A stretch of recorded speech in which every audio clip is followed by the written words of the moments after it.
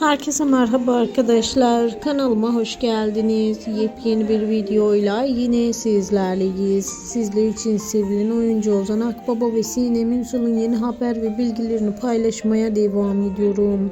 Başrolünde Sinem Ünsal ve Ozan Akbaba'nın olduğu Uzak Şehir dizisinde Kaya ve Zerrin'in bebeği ölmedi. Mezarlığa defin ettikleri bebek başka bir bebek.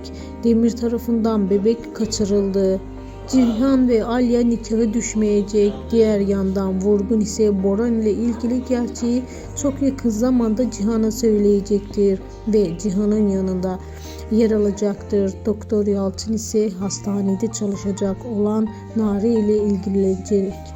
Boran ise Deniz'i almak için uğraşacak. Hatta Deniz'in kendisinde kalması için dava bile açacaktır. Ecmel ile Boran'ın işbirliği ve Boran'ın konaktan gitmesi de diziye damga vuracak. Sadakat'in da artık Cihan'ın yanında yer alacağı ve Boran'ın karşısında duracağını söyleyebilir.